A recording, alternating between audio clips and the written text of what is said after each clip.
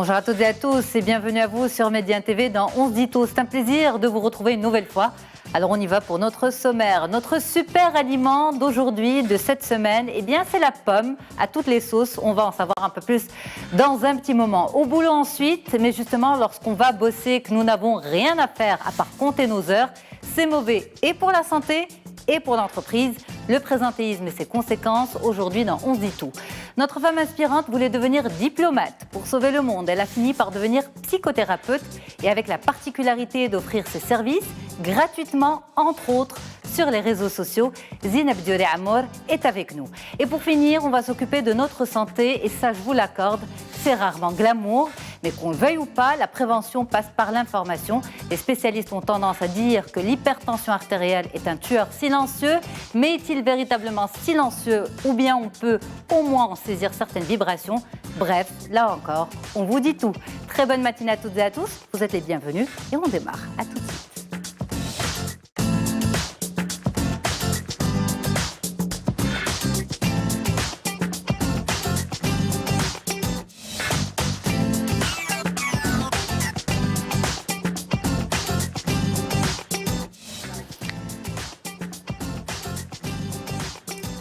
Et voilà, c'est un plaisir de vous retrouver. Merci pour votre confiance, merci pour votre fidélité à On se dit tout et merci pour votre présence sur Média TV. Je remercie bien sûr aussi toutes les personnes qui ont accepté de faire l'émission aujourd'hui avec moi, à commencer par vous, Leïla Naïm. Merci. Marhaba. Il était temps de vous avoir. Ah ben oui, je suis très ravie merci sur beaucoup. ce plateau et en ta présence. Merci. Vous êtes professeur-chercheur en sociologie du comportement et coach en performance relationnelle. Et avec vous, le point sur le présentéisme, ses causes et ses conséquences également. Zineb Dioré Amour, bonjour. Bonjour. Vous êtes notre femme inspirante de cette semaine. Merci beaucoup d'être là. Je suis super contente d'être avec vous aujourd'hui. En tout cas, je suis très contente de vous recevoir. Toute l'équipe est très contente d'avoir fait votre connaissance. Merci. Vous êtes thérapeute, conférencière en psychologie positive, extrêmement active sur les réseaux sociaux. Et c'est d'ailleurs comme ça qu'on est tombé sur vous. Absolument. Merci. Et à côté de vous, le professeur Ahmed Benniz. Bonjour professeur. Bonjour et ravi d'être parmi vous. Et encore C'est un plaisir de vous avoir. Alors, vous êtes professeur de cardiologie et avec vous, on va s'attaquer, on va faire parler ce tueur silencieux qu'est l'hypertension artérielle. On va lui faire sortir des sons pour la détecter à temps. C'est ce que nous allons découvrir avec vous ce matin dans l'émission. Mais pour l'heure, on parle alimentation, on parle de l'aliment de la semaine. C'est Miss la Pomme. On regarde.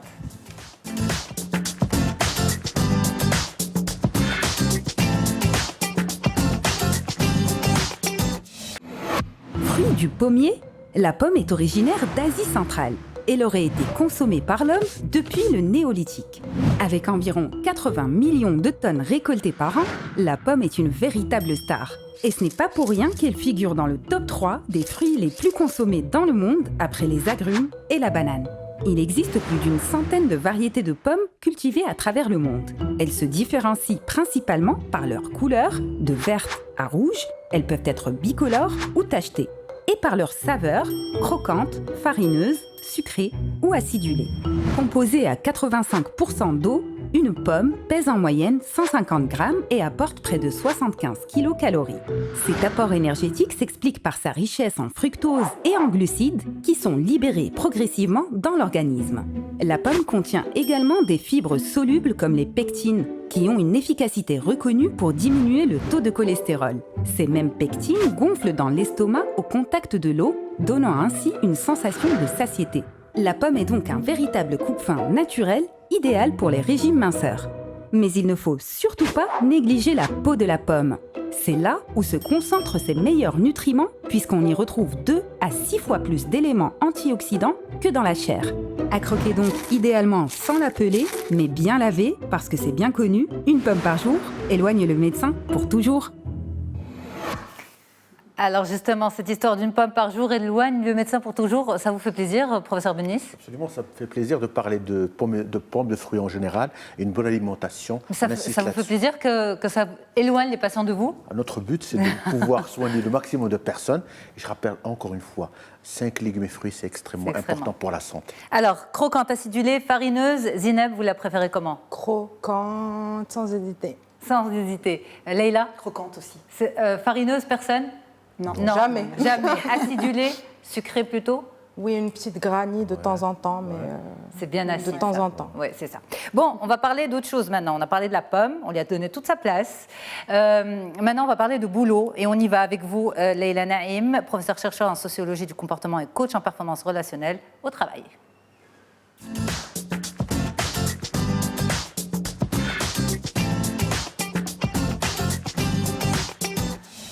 Merci beaucoup d'être là. Alors très souvent, on parle d'absentéisme parce que justement, ça fait énormément de mal à la performance à l'entreprise. Mais depuis quelques temps, les spécialistes parlent également de présentéisme, à savoir être sur place, beaucoup sur place, mais à ne pas vraiment être productif. Alors, on va regarder un témoignage. On s'est adressé à un grand patron pour nous aider à bien introduire le sujet. On regarde.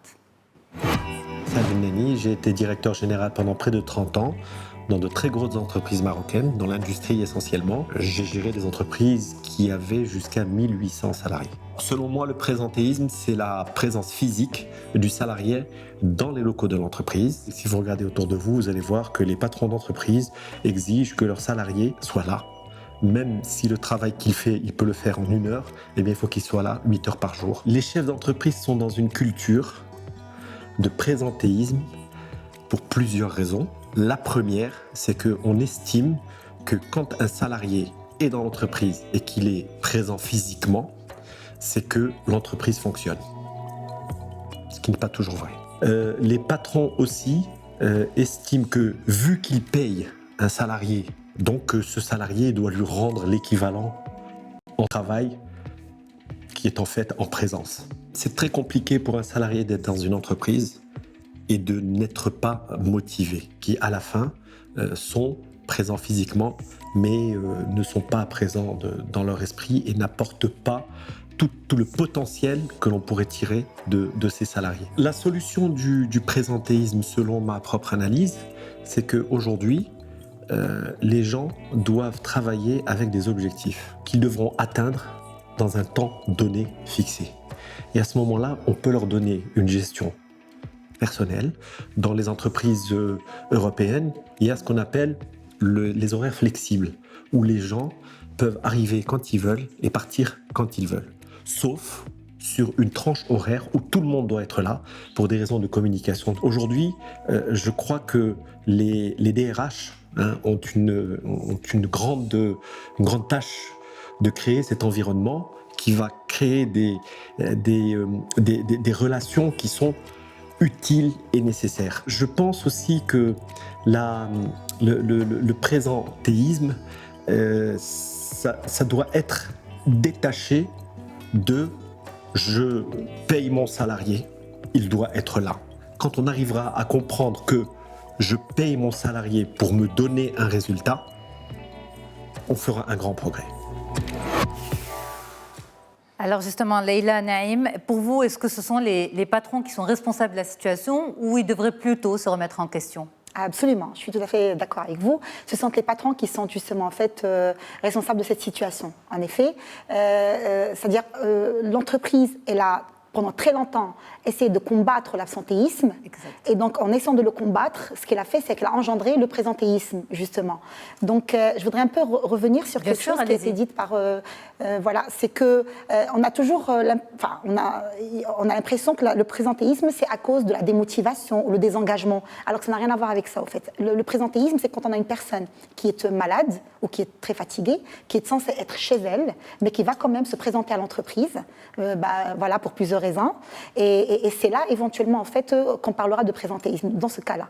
Parce que, il y a plusieurs, on va dire, types de présentéisme dans ce cas. Donc, on a mais il y a aussi le présentéisme, en fait, sans être malade, mais être là, compter ses heures. C'est-à-dire qu'on a, on a une tâche à faire, on l'a faite, on peut l'avoir faite en 4 heures, 5 heures, mais on va dire le code, ou on va dire la charte interne implique qu'on travaille 8 heures par jour. Il faut être présent 8 heures par jour au sein de la structure. Ça, c'est du présentéisme. Oui, c'est ça le présentéisme, en fait. Sauf qu'il n'émane pas de la démotivation. au fait. Non. Il est mal. Mais il entraîne une démotivation. Mais il va entraîner de la démotivation, certainement. C'est ça, au fait. C'est-à-dire que la cause n'est pas la démotivation, mais la conséquence en serait, justement. Absolument. Et donc, voilà, c'est qu'on a des salariés, des fois, qui sont fatigués, qui sentent, on va dire, qui ont des maladies psychologiques, des fois, ou alors physiques. À la limite, quand c'est physique, il n'y a pas de souci. Quand il a un mal de dos, un mal de tête, du diabète, l'hypertension, ça, on sait. Et donc, il y a peut-être en fait des périodes où son diabète n'est pas ajusté.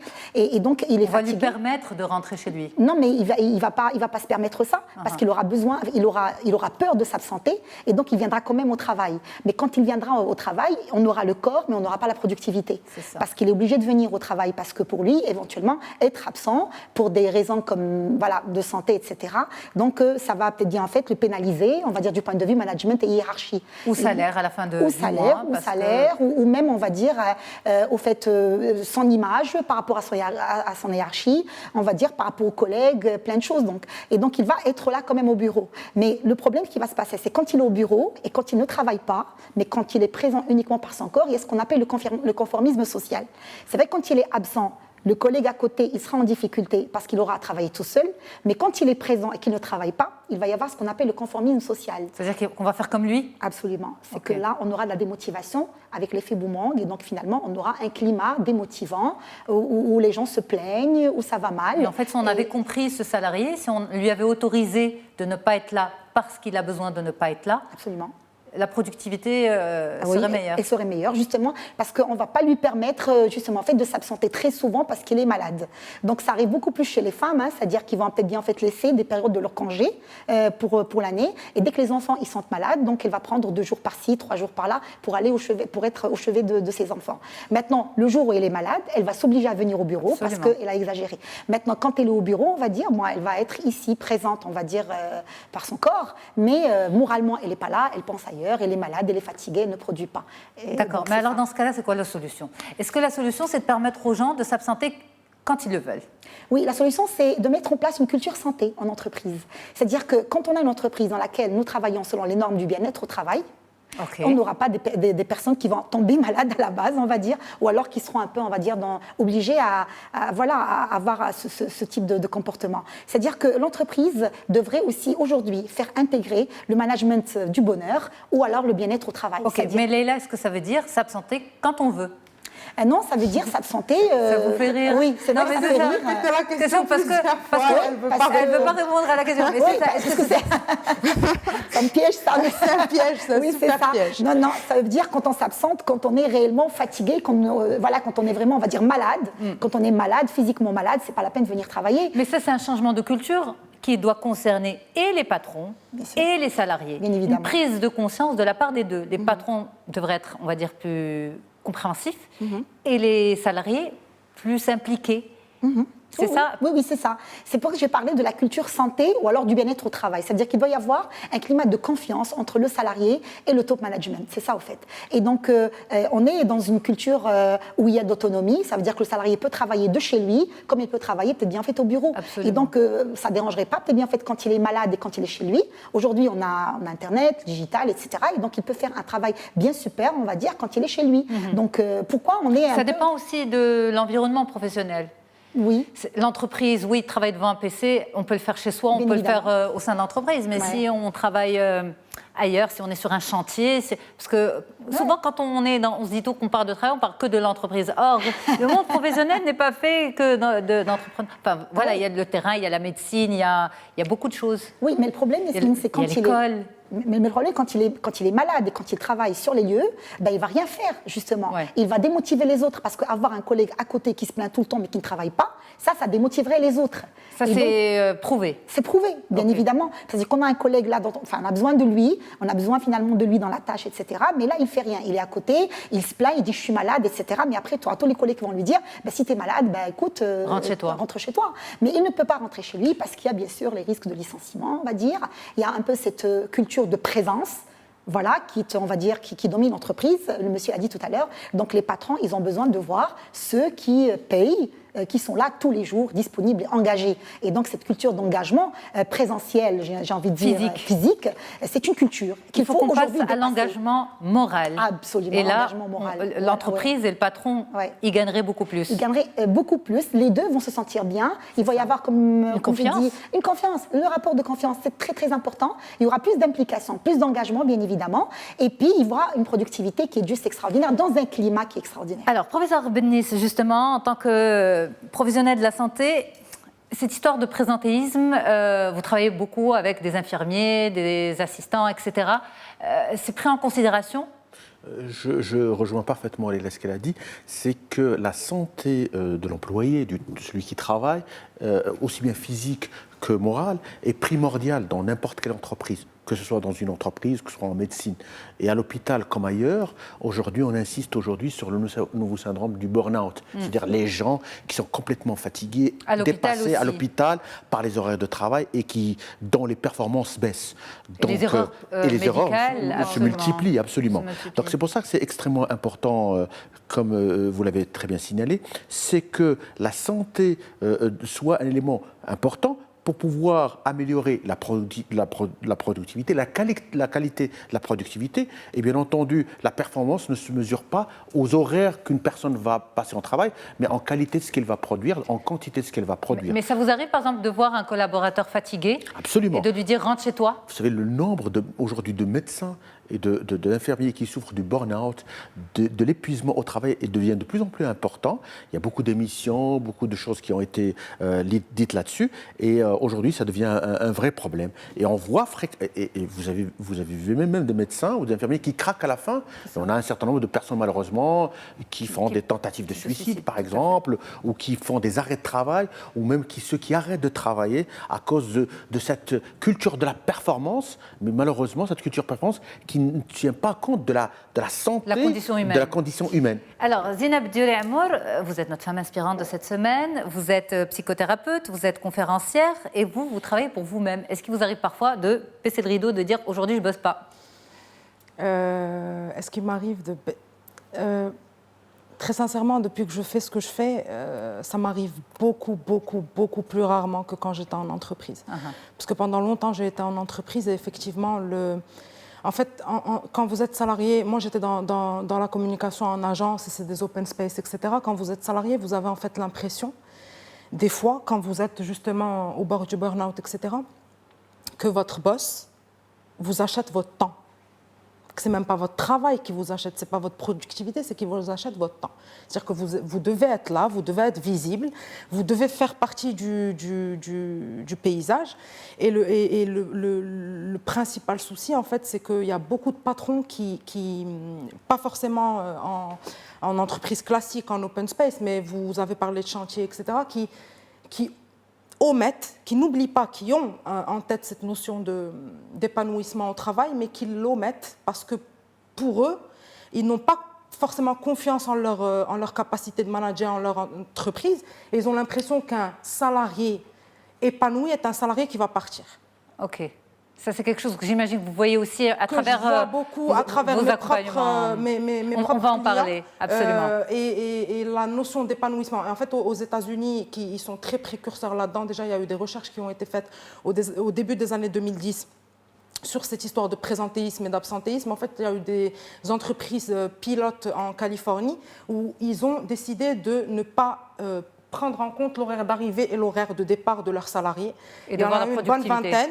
Et de juger leurs salariés sur la productivité. En fait, ce qui se passe, c'est que les gens sont là physiquement plus longtemps et sont beaucoup plus productifs, parce qu'en fait, il y a cette notion de « on t'a donné la chance de montrer ce que tu vaux, sans te juger, sans avoir de badge, sans machin ». Donc, ta motivation, en fait, elle se multiplie. Et parfait. Du coup, vous êtes en meilleure santé et vous êtes plus heureux et vous travaillez plus. Et vous donnez plus. On a une question de téléspectateur, on y va. Alors, c'est un jeune homme qui dit, en fait, quand tu t'absentes, c'est bon, quand tu es présent. Quand tu t'absentes, c'est pas bon, quand tu es présent. Non plus, je comprends plus rien. Alors, vous lui dites quoi, Leïla? Bon, oui, mais quand tu es présent et que ton corps qui est présent et que tu ne fais rien, c'est vrai que c'est pas bon non plus. C'est pas bon non plus. Bon, c'est vrai que je rejoins le docteur Bennis, justement, en fait, pour répondre répondre à Rally, il faudrait que l'entreprise dépasse un peu cet esprit ou alors ce concept qui lie la performance à la présence. C'est-à-dire on peut vraiment être performant, surtout quand on fait du management de la génération Z, du management de la génération Y, qui déjà, en fait, ils ne sont pas très, on va dire, ils sont pas très collés à la notion de l'espace et tout ça. C'est ceux qui sont nés après les années 80. Absolument. Ouais, voilà. Et donc, après début 80. On est moins, je suis moins concernée. Et donc, voilà, ils n'ont pas un peu ce rapport avec l'espace. Je travaille ici, dans cette institution. Ils n'ont pas besoin de dire je travaille dans cette institution, ils n'ont pas ce besoin. Et donc, c'est des gens un peu qui peuvent être très créatifs, très innovants, mais sans pour autant... Mais qui ont besoin de liberté. Qui ont besoin de liberté et sans bien en fait être Alors présents justement, physiquement. une jeune femme de cette génération-là, Rania, qui dit cela peut aussi signifier que les gens sont passionnés par leur travail. Oui, c'est le ça. présentéisme. C'est justement confondu. Ça ne veut pas dire ne pas être présent. C'est juste être présent, mais sans être là véritablement psychologiquement. Absolument, c'est pas présence, au fait... on ne vous reproche pas d'être présent. Au contraire, c'est bien d'être présent. C'est ça, je pense. Parce que le suffixe « isme » veut dire déjà que c'est péjoratif. Ça veut dire que c'est pas bon. Non, non, c'est que c'est des gens qui sont obligés d'être là. Maintenant, on a carrément qui vont avoir recours au présentéisme pour gagner, on va dire, un peu de faveur au niveau de la hiérarchie. Donc, il y en a qui vont travailler les heures supplémentaires, mais sans demander à être payés. Il y en a qui ne vont pas demander de congé. Donc, dès qu'on a des repères comme ça, des indicateurs pareils en management, on devrait convoquer la personne et avoir une discussion très sérieuse avec elle. Il y a eu des débats sur une loi pour obliger les salariés à prendre leur congé parce qu'ils ne les prenaient pas. Alors, mesdames, le sujet est très important. Et justement, en parlant de congé, il y a beaucoup de personnes qui cumulent les jours de congé année après année. Pensez, allez vous reposer, c'est très important. Vous allez revenir bien plus performant à l'entreprise. Leïla Naïm, merci beaucoup. Vous êtes professeure-chercheur en sociologie du comportement et coach en performance relationnelle. On continue l'émission ensemble, juste après une courte pause. À tout de suite. Très bonne matinée à toutes et à tous. Merci pour votre confiance. Merci d'être avec nous sur Média TV. On se dit tout continue et on se dit tout dans un petit moment, tout autour de l'hypertension artérielle. Surtout, comment détecter et savoir écouter ce tueur dit silencieux. On en parlera avec le professeur Ahmed Bennis. Il y a un petit moment, on parlait de présentéisme. Voilà, lapsus. Absentéisme, on va dire psychologique, de présentéisme avec vous, Leïla Naïm. Et pour l'heure, place à notre femme inspirante de la semaine. À tout de suite.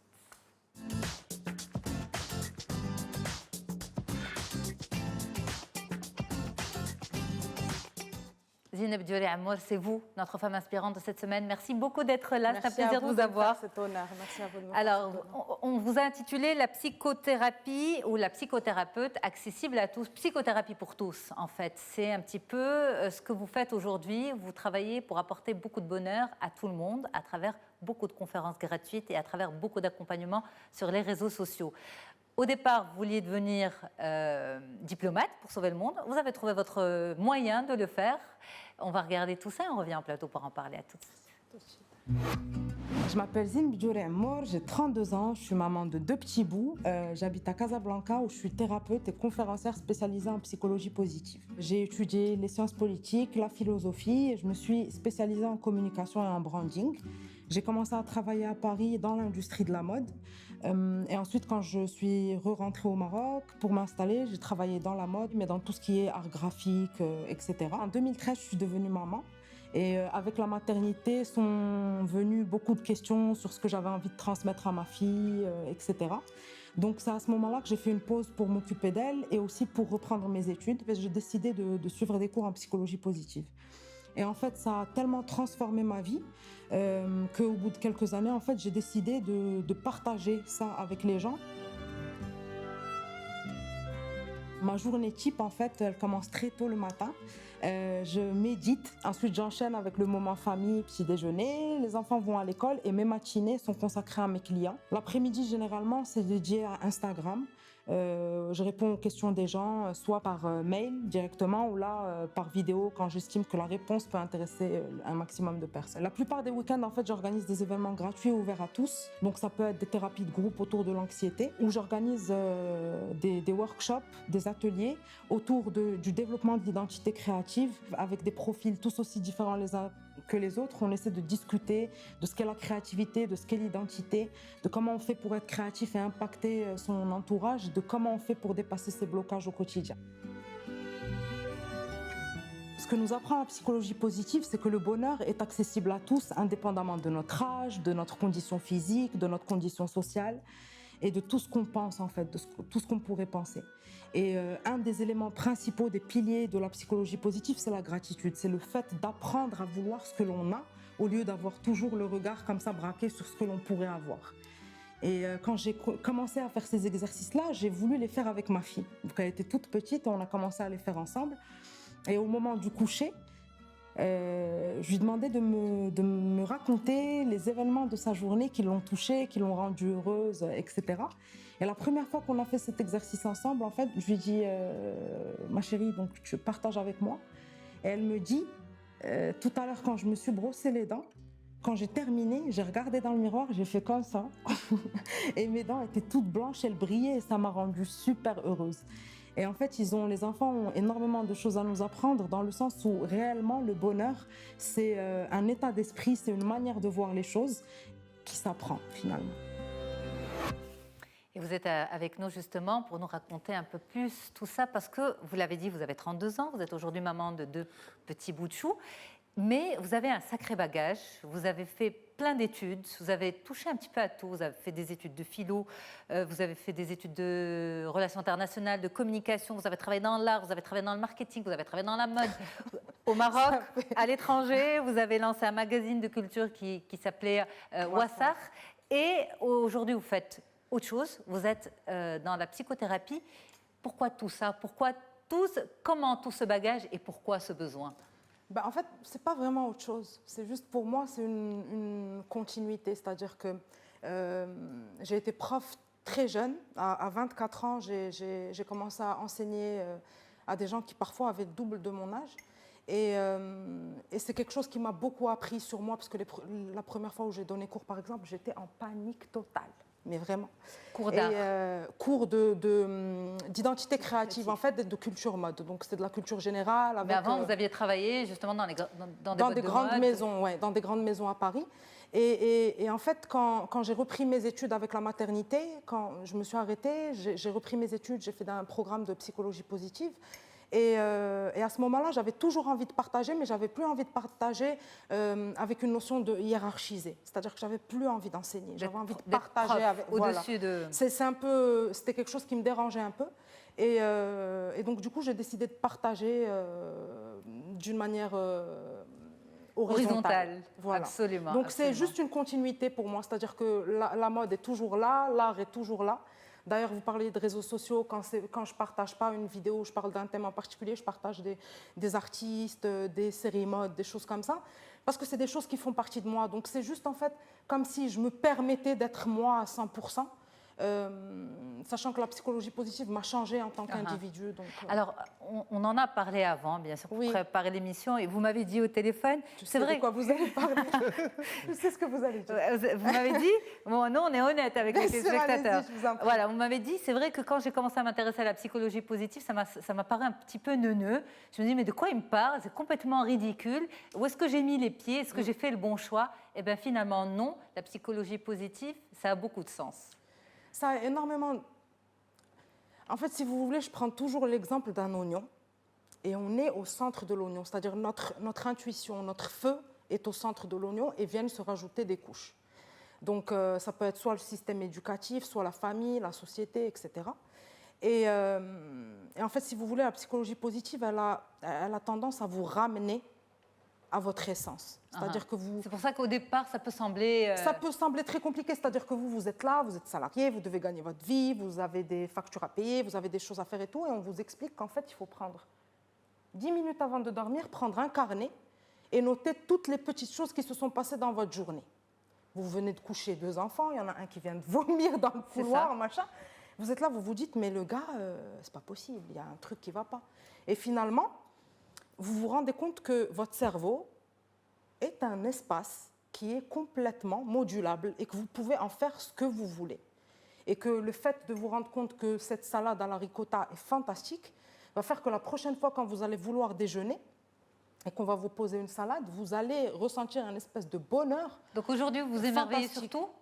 Presque. J'apprends en tout cas, c'est un apprentissage. Je pense Enfin, j'apprends. C'est mon objectif est de m'émerveiller sur tout, bien sûr. Alors, vous partagez énormément sur les réseaux sociaux, mais on va dire que ça, c'est votre génération. Oui, c'est ma génération. C'est votre Oui, génération. oui, oui. Et grâce aux réseaux sociaux, vous êtes accessible. Et grâce aux réseaux sociaux, vous faites beaucoup de bien aux gens. Vous partagez beaucoup de choses sur la psychologie positive. Comment ça fonctionne? Ben, c'est simple en fait. L'avantage des réseaux sociaux, c'est que tout le monde est accessible. Donc en fait, moi, je reçois énormément de messages tous les jours. J'essaie de faire des no-email zones dans ma vie, parce que sinon, c'est tout le temps, je dois répondre. C'est assez compulsif. D'ailleurs, mon téléphone s'est déchargé depuis tout à l'heure, je suis un peu en panique. On vous a trouvé un chargeur. Ouais, merci. Merci Mehdi, hein, c'est super sympa. Et donc, du coup, le matin, je le consacre à mes clients. Et l'après-midi, en fait, je ne fais que ça. C'est-à-dire que je réponds aux questions des gens, soit en vidéo, soit par message ou par email. Mais justement, quand vous dites je réponds aux questions des gens, est-ce que vous avez besoin, en tant que psychothérapeute, d'entrer en contact avec les personnes? Bien sûr, dans le sens où, en fait, ces personnes-là, elles m'apportent autant, si ce n'est plus, que ce que je leur apporte. C'est-à-dire que de faire confiance à quelqu'un au point de lui raconter une partie de votre vie pour pas qu'il vous guide, mais qu'il partage avec vous ce qu'il pense que vous devriez faire, moi, je trouve que c'est un honneur qu'on me fait à chaque fois que je reçois un message. Donc, ces gens-là m'apportent beaucoup. Et j'essaie dans ma vie de tous les jours de partager ce que moi j'ai appris, c'est-à-dire ce qui moi m'a transformé. Donc il faut le dire, en fait, c'est des choses que vous faites gratuitement. Vous faites aussi des conférences, des workshops gratuits.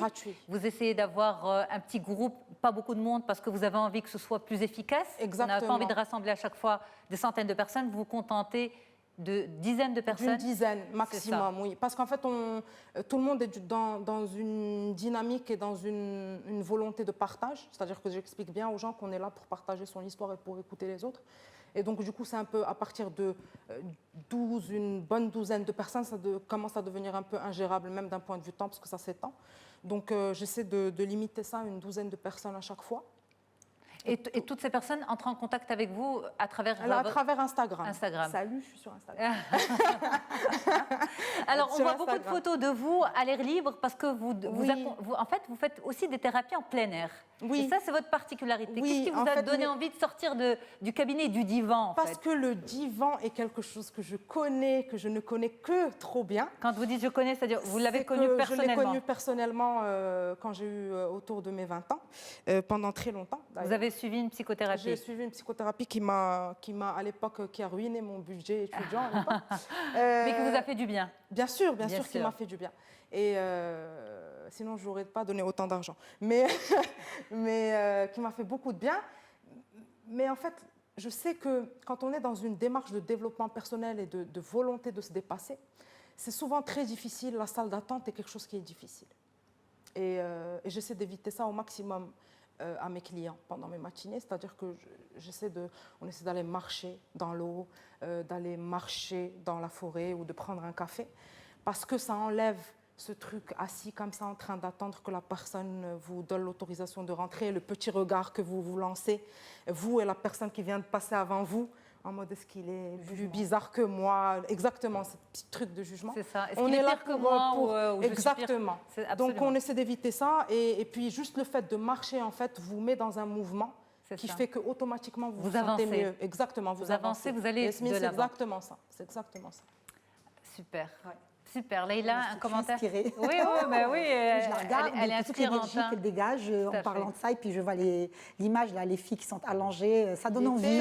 Ça donne envie. Leïla, là, il était 6h20 et on était censé être 15. On était 6. Et dans la voiture, c'était la première séance dans la voiture en y allant. Il faisait nuit noire et je me disais, si jamais je trouve une personne et qu'on arrive à méditer à 2, c'est déjà génial. Et on était 6, je m'en souviendrai toujours de ça. C'était la première expérience? C'était la première de méditation au lever du soleil, c'était la première, ouais. Et après, vous avez développé ça un peu plus... Un peu plus, là c'est une séance un groupe de parole. Et, là, vous étiez plus que 6? Oui. Tout à fait. Oui, mais là, il était 10h du matin. Ok. C'est beaucoup plus facile d'avoir plus de monde. Personne ici ne risque d'avoir recours au présentéisme de toutes les façons. Absolument. C'est clair. Il y a deux choses que je retiens de ce qu'a dit Zineb. D'abord, je vois un peu la passion avec laquelle elle fait ce métier. Donc, quand il y a de la passion, il y a de l'amour et certainement il y a de la réussite. Parce que ce qui fait avancer le monde, c'est la passion. Il y a de l'empathie aussi. Il y a de l'empathie. Et deuxième chose, c'est que moi, je pense que de tous nos actes, ceux qui veulent vraiment la peine, c'est ce qu'on fait pour les autres.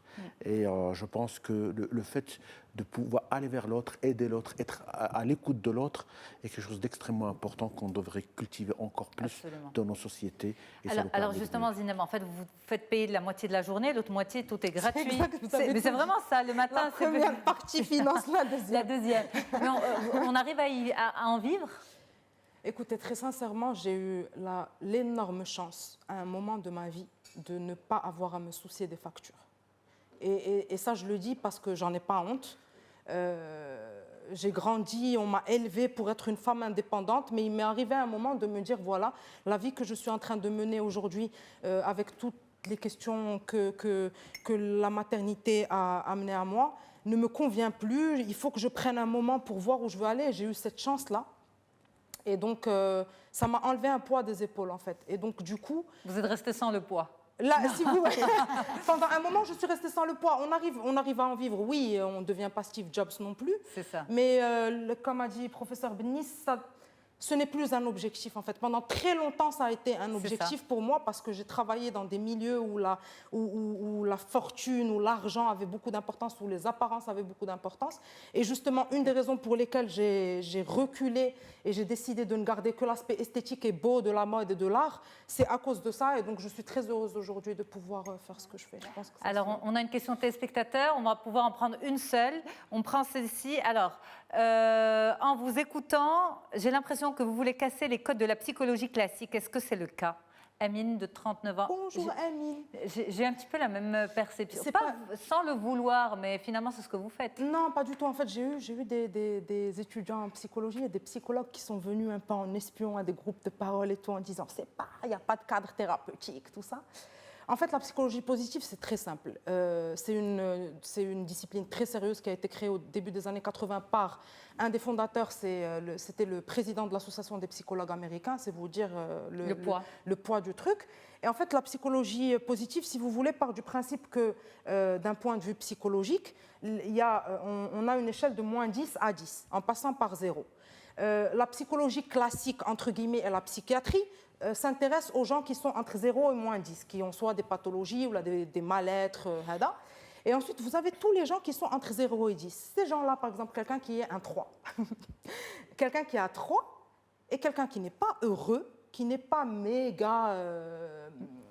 mais qui n'est pas malade. Performant, mais qui n'a pas de pathologie, qui, à un moment de sa vie, se contente d'être ce qu'il est, en oubliant un peu ses rêves. La psychologie positive, elle est là. Pour les gens entre 0 et 10. Donc on ne casse rien du tout, monsieur Amine. On est juste là en fait pour accompagner des gens qui sont déjà bien dans leur vie, qui sont en bonne santé, etc. Et on est là pour leur donner des outils pour qu'ils expérimentent plus de bonheur au quotidien. Ok, mais par exemple, un angoissé, une personne qui fait de l'angoisse, est-ce qu'elle peut venir vous voir? Parce que par exemple, elle va se faire traiter par des médicaments, mais elle a besoin d'une psychothérapie. Une personne qui se fait... J'ai certains clients qui sont comme ça, c'est-à-dire qui sont suivis par des psychiatres, etc. Et nous, on est dans la partie psychothérapie. Où on cultive autre chose, c'est-à-dire qu'on est plus dans une démarche où on regarde demain plutôt que hier. Voilà. Absolument. Et puis, je pense que vous avez travaillé sur la respiration.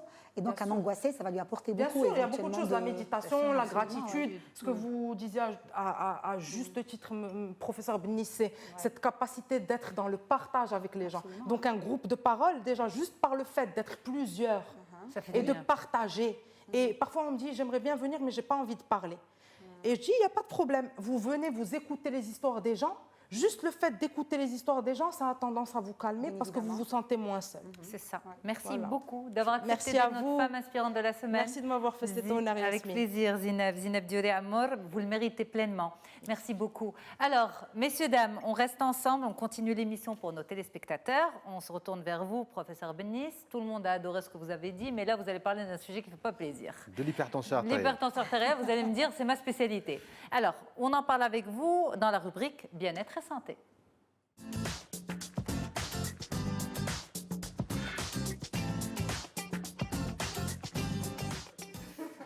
Alors, dans cette rubrique avec vous, professeur Bennis, nous allons nous attaquer à la prévention. Pourquoi? Parce qu'on dit que l'hypertension artérielle, c'est le tueur silencieux. Mais on va essayer de savoir si, malgré tout, il y a certains sons, certaines vibrations de cette maladie que la personne peut détecter. On va en parler juste après ce petit reportage. On regarde. L'hypertension artérielle, c'est une pression anormalement forte exercée par le sang sur la paroi des vaisseaux. Et on laisse 1 à 2 cm. Il faut que le brassard soit à la hauteur du cœur.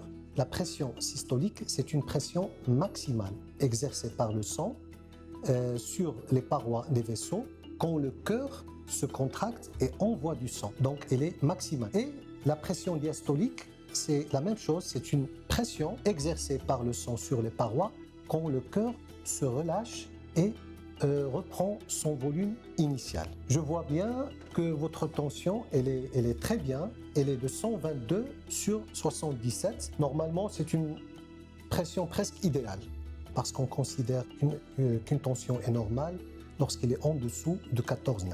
Alors, il y a une règle de base. Il faut toujours prendre sa tension 3 jours de suite, matin et soir, et à chaque fois, prendre 3 mesures successives, espacées de quelques minutes. Le pharmacien, il a un rôle très important dans la prise en charge de l'hypertension artérielle. Si jamais il trouve une tension artérielle élevée, il oriente vers un spécialiste qui est un cardiologue.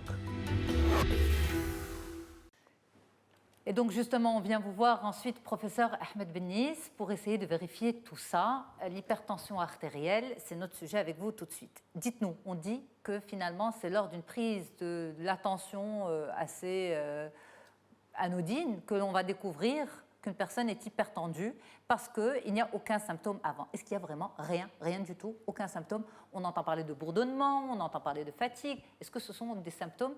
Le bourdonnement, par exemple. Alors, propre à l'hypertension. le plus souvent, l'hypertension artérielle est une maladie silencieuse. Donc, dans la majorité des cas, dans 90% des cas, c'est à l'occasion d'une visite systématique ou d'une prise de tension qu'on découvre qu'on a une pression artérielle élevée.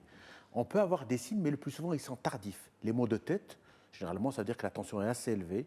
On peut avoir un essoufflement, on peut avoir des bourdonnements d'oreilles, des vertiges, des sensations de mouches volantes devant les yeux, des étourdissements, parfois un essoufflement. Mais dans la majorité des cas, l'hypertension artérielle est découverte de façon systématique, c'est-à-dire on prend la tension de façon fortuite. Tout à fait. Alors, c'est pour ça qu'on invite chaque personne qui a plus de 40 ans à aller voir le médecin et prendre la tension au moins une fois par an. Okay. Il y a quelque chose qu'il faudrait prendre à partir de 40 ans, la tension artérielle, l'indice de masse corporelle, le poids et la taille, la glycémie et le cholestérol. Des choses simples, donc à connaître pour avoir déjà une idée sur un peu une mesure pour un suivi.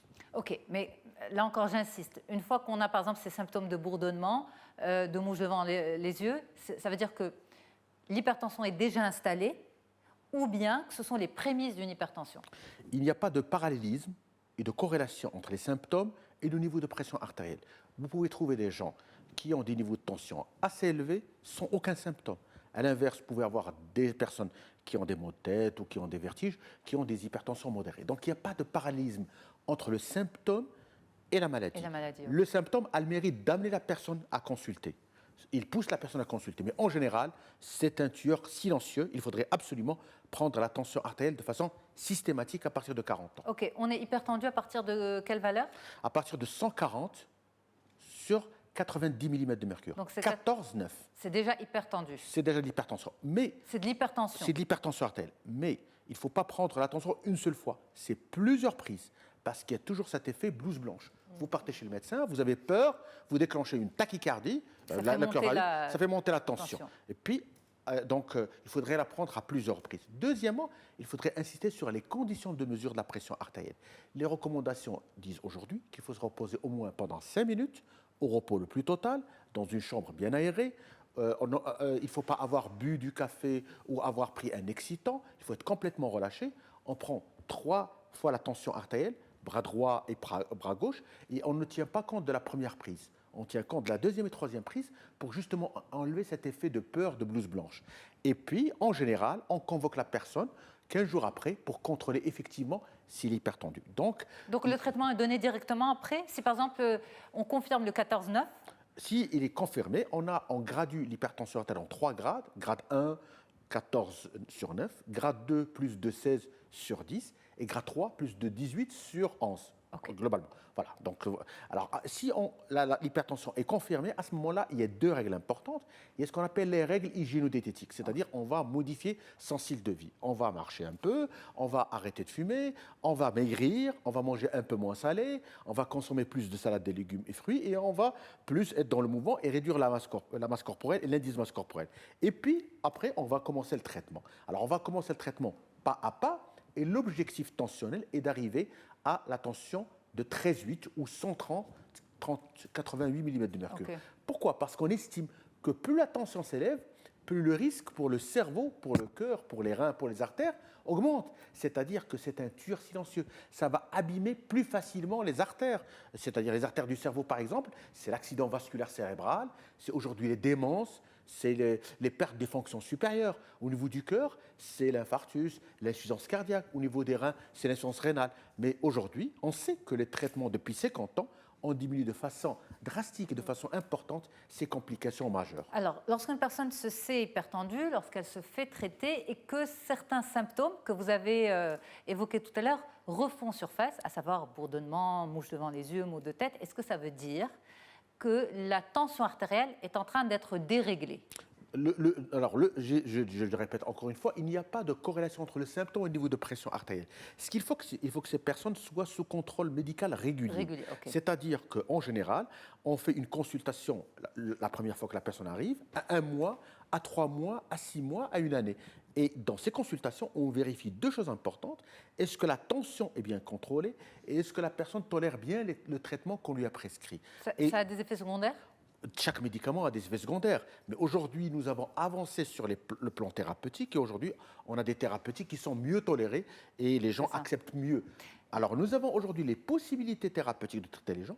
Il faudrait que les personnes puissent suivre leur traitement. Il ne faut pas qu'ils arrêtent leur traitement. L'alimentation, c'est important aussi. Par exemple, bien sûr, au-delà du sel, etc. Est-ce qu'il faut arrêter le sel? D'abord, je glisse rapidement la question. Et ensuite, tout ce qui est condiments et tout ce qui est, par exemple, céleri, etc.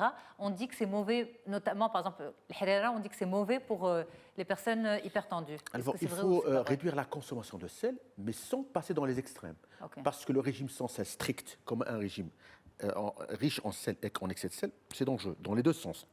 Les extrêmes ne sont jamais bons pour la santé. Jamais peu, jamais trop. Et puis, il faut éviter le sel de table, par exemple. Ne pas rajouter. Ne pas en rajouter. Et éviter les sels qui sont cachés dans les conserves, par exemple. Dans les poissons, le thon, par exemple, dans les conserves, dans la charcuterie. Le céleri il faut vraiment voir un peu la quantité de sel qui est dedans. Voilà. Dans le céleri. Le céleri, c'est-à-dire krafs. Ah, je ne sais pas, je ne suis pas spécialiste du krafs.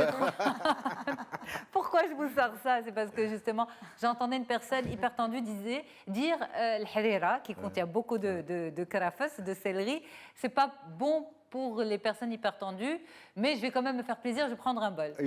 On n'en arrive pas à ça. Il y a un certain nombre d'idées, par exemple, touma, par exemple, l'ail, par exemple, mais on n'a aucune étude scientifique qui dit que le fait de consommer de l'ail permet de réduire la pression artérielle. C'est culturel, mais ça n'a pas... Donc c'est une croyance.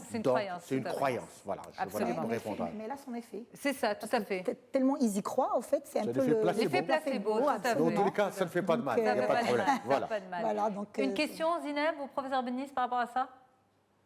Non, moi je suis hypotendue. Donc c'est le truc inverse, j'ai droit à tout le sel que je veux. Alors il faut bien manger, bien vous hydrater. Oui, j'ai plus d'eau. Voilà, c'est bien vous hydrater. On a fini dans la foulée, on vous donne une autre bouteille. Bien vous hydrater, il faut éviter de sortir, les températures, quand il fait trop chaud, entre midi et 4 heures, bien vous mettre une casquette, ne pas faire de sport entre midi et 4 heures quand il fait trop chaud, bien vous hydrater. Et le soir, il faut peut-être surélever un peu les membres inférieurs, ça permet de monter la tension. Donc petite tension artérielle. Petite tension. En fait. Oui, c'est ça. Et puis, parfois, on peut porter des bas avarices pour augmenter le flux, le retour veineux. Et puis, les grossesses, c'est un peu difficile. Oui. Et quand vous passez d'une position couchée à la position debout, il faut y aller progressivement. On s'est dit la consultation tout à l'heure. Oui, bien sûr. Voilà. On est Allez, on y va pour nos questions de téléspectateurs. Alors, justement, dans notre culture, il est recommandé de consommer du nigel pour soigner l'hypertension. Est-ce qu'il est vraiment efficace? Il n'y a aucune relation scientifique entre le nigel et l'hypertension.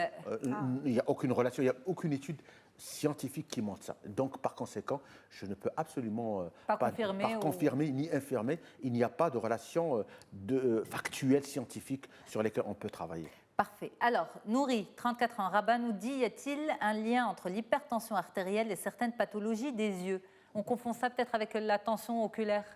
Alors, pour les hypertendus sévères, on peut avoir ce qu'on appelle des rétinopathies hypertensives, c'est-à-dire des montées de tension importantes qui retentissent sur les yeux. Et on peut avoir, au niveau des yeux, des signes du croisement des artères, on peut avoir de l'œdème dans la rétine, on peut avoir de l'hémorragie rétinienne. Donc, aujourd'hui, l'hypertension doit être traitée pour éviter justement ces problèmes oculaires, ces problèmes vasculaires. Et une des techniques anciennes de voir le retentissement de l'hypertension, c'est de faire le fond d'œil. Parce qu'on dit que le fond d'œil, c'est le miroir un peu de la pression artérielle.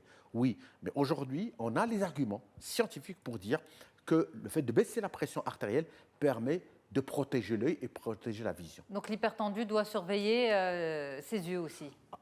A fortiori s'il est diabétique. Ouais, c'est particulièrement le cas chez les diabétiques. Donc là, il faut des contrôles réguliers chez l'ophtalmologue. Alors, professeur Benis, les mots de la fin, on va dire les conseils à emporter pour nos téléspectateurs? À partir de 40 ans, prendre sa tension artérielle, prendre son poids et sa taille, sa glycémie, son taux de sucre dans le sang, son cholestérol. Prendre la tension artérielle régulièrement, une fois par an, régulièrement. Si vous êtes hypertendu et que le diagnostic est confirmé, à ce moment-là, il faut prendre votre traitement régulièrement, ne pas arrêter votre traitement. Deuxième chose importante, même si votre tension est contrôlée, ne pas arrêter votre traitement. Surveillez votre poids, mangez sain, ne pas fumer, bougez régulièrement. Nous avons les preuves aujourd'hui que, quand on traite une hypertension artérielle, on réduit jusqu'à 50% les complications des accidents vasculaires cérébraux, les complications comme l'insuffisance cardiaque. Donc aujourd'hui, nous avons les moyens de traiter les gens et de mieux les protéger. Si nous avons les moyens, il faut que les gens eux-mêmes le veuillent aussi. C'est-à-dire qu'il faut que les personnes se fassent dépister. Et quand ils sont sous traitement, les personnes ne doivent pas arrêter le traitement, doivent être sous contrôle régulier. Parce que malheureusement, on voit un certain nombre de personnes qui sont bien traitées, qui arrêtent le traitement, et puis paf, la tension augmente. Et il y a des arrêtent le traitement d'elles-mêmes parce qu'elles se disent que tout va bien? Parce que le plus souvent, c'est asymptomatique. Pourquoi moi je vais prendre un traitement alors que je ne sens absolument rien? Mais justement, le but du jeu, c'est de pouvoir ne rien sentir et de vous protéger. Et c'est le but du traitement. Et de se faire plaisir avec un bon bol de harira avec le céleri. Il n'y a aucun souci, vous pouvez le prendre. Mais l'essentiel, c'est de... Vous m'avez inspiré tout à l'heure. Chaque matin, quand on se réveille, il faut se dire qu'est-ce que je vais faire pour ma santé, pour l'autre et pour ma santé aussi. Donc je vais me réveiller, je vais faire un peu de sport, je ne vais pas fumer, je vais manger un peu de salade de légumes et fruits, je vais me sentir heureux. Et tout ça, ça fait partie de l'hygiène de vie et du bonheur de vivre. Voilà. Et de rendre chaque jour comme une fête. Et c'est ça un peu le but de la vie. Surtout célébrer. Ben on finit sur ça, on ne peut rien dire d'autre après, c'est tellement beau. Ouais. La vie est une fête. C'est beau. Hein? C'est très poétique, parfait. Merci infiniment, merci à tous d'avoir été là. Leïla Naïm, merci beaucoup. Leïla Naïm, professeur-chercheur en sociologie du comportement et coach en performance relationnelle. Zineb Dioré Amour, thérapeute et conférencière en psychologie positive. Et professeur Ahmed Benis, professeur de cardiologie. On remercie aussi la pomme d'avoir été avec nous ce matin. Zina, vous avez dit, moi j'adore, je vais prendre ta place. Allez, je t'invite à venir... essayez ma place. Vous avez une émission qui était comme ça. Merci à tous. Au revoir, à très vite. Il y avait une émission qui était comme ça.